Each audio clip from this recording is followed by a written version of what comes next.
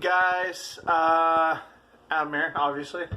I'm gonna do something just to show that the average person that I'm friends with or family on Facebook what it is like in my cupboards and fridge the day before I get paid by my disability check or Social Security disability. So I just thought I'd share with you.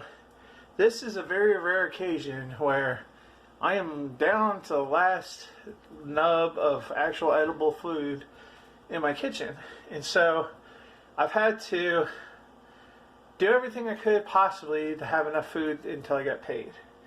And sometimes that means sacrificing other things in order to get food, like gas, or sometimes I have to wait to get other things that I need. And sometimes people just help me out, so that's really cool. But I want to show you, for those people that have a serious, weird disposition about disabled people, thinking that the majority of disabled people are ripping off the system. Well, if that were true, then how come it sucks so much to be disabled when you are disabled? And my leg is going numb right now, so I gotta move. Anyways, this is what I got, and this is all I have. I have up here like tons of spices and herbs and cocoa and salt and vinegar and even a little bit of maple syrup. So that's just stuff that you can't eat. That's not really real food. I don't think it's like really good to be eating just a bunch of spices.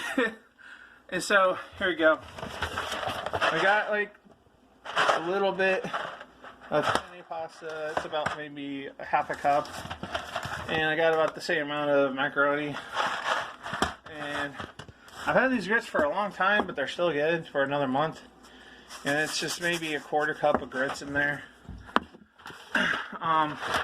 Take note, most of this, pretty much all of this is just carbs.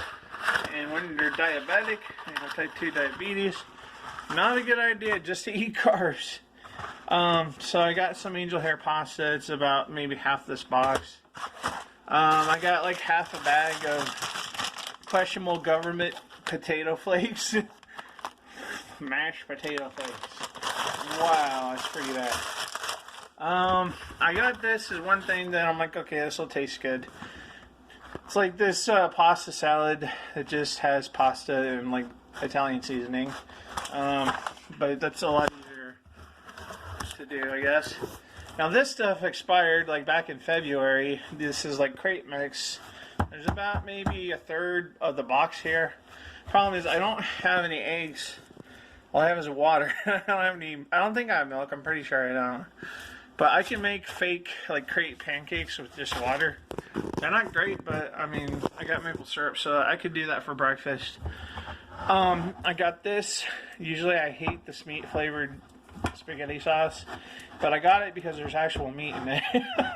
And I'm like, man, I'm really low on protein and like vegetables, so I'm like, I'll have to do whatever I can. Speaking of canned, it's tomato soup. This is still good. I think I got this from the food bank. I got one little packet of cream of wheat. Mind you, let me put this into the introspection or whatever you call it. My microwave blew up last week, so I don't have a microwave. And I have this like microwavable popcorn. I have no idea how to cook this without a microwave. Oh crap, it just dropped them. But I really don't. I don't know how to cook microwavable popcorn without a microwave. I tried to do it in a frying pan with like tinfoil over it to stop it from exploding.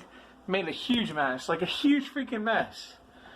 Like, it's just not safe making microwavable popcorn in a frying pan. And then this is the rest of what I have. So I got some rice that I got from the Dollar Tree. This, it's like a little tiny bit of flour, like wheat flour. I can't even make a batch of anything with that. I got a bag of split peas from the food bank. I don't know why they're yellow. Usually peas are green, so I don't understand that. I don't know how to cook those. I guess I have to use like a crock pot or something. I have like a bag of actual wild rice. It's like Native American wild rice. It doesn't even have like the white part of the rice in there. This stuff is usually really expensive, and I probably should use this before it gets too bad. It's actually good. I've had it before. This is just like maybe a third of a bag of flour, all-purpose flour. And this is expired, but I'm still using it because you can really just bake anything if it's over like 350 to 400 degrees. Even if like the flour's expired, like that high temperature will just kill off any bacteria or anything that could be in expired food.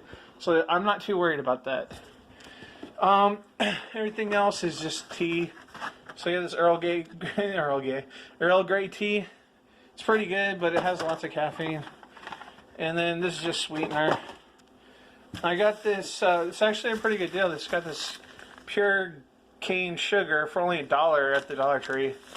And it's a little different from just regular granulated sugar. It's a little bit more dense. It's kind of like salt, not salty. It's like very sandy, like it's almost like sand. I got a few of these little peach tea drinks. I just got a bunch of tea. I don't know how old this tea is, but it's been here for at least 3 years, so it's probably not good anymore. That's all the food in my cupboard.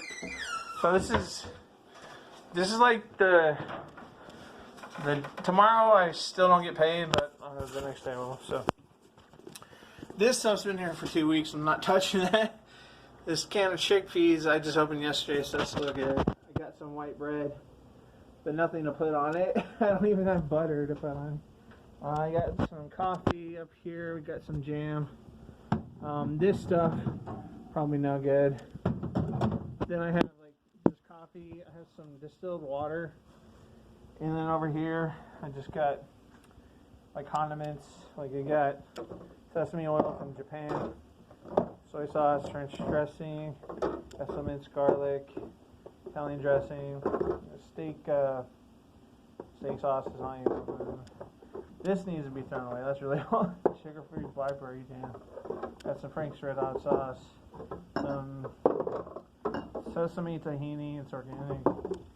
And then down here I got lemon juice. I can always make lemonade with that, which is what I usually do. And this I'm not too certain about. I'm really worried about this. I'm not sure if I should eat this. Like, okay, I think this was accidentally thawed out and refrozen after it had already been frozen. And I don't know if it's safe to eat turkey that's been frozen, defrosted, and then frozen, and then defrosted again.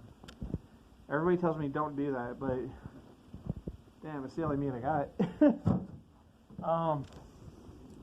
Here's something really ironic, because I have tons of these popsicles. Because my sister gave me these popsicles. Probably had like 50 of them at one time. And I'm just kind of getting sick of them, but it's like there's no nutritional value whatsoever to sugar water.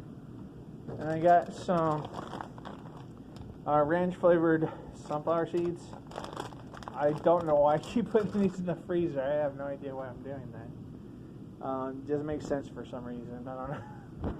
Anyways, it's a really long video, and I need a haircut, and I'm sweating a lot.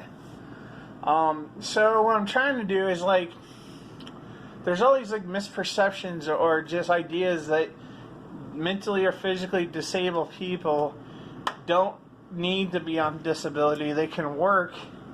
To an extent, there's a little bit of truth to that, but for the most part, it's not true. Now, can disabled people work? Yeah, of course. There's tons of disabled people working.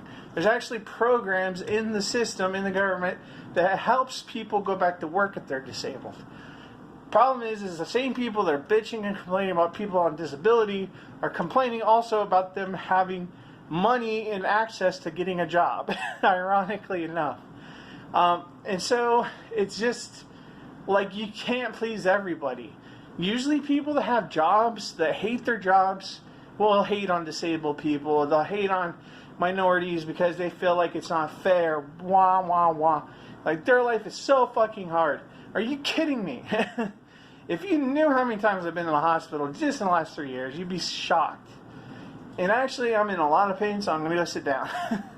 Anyways, have a great night. God bless.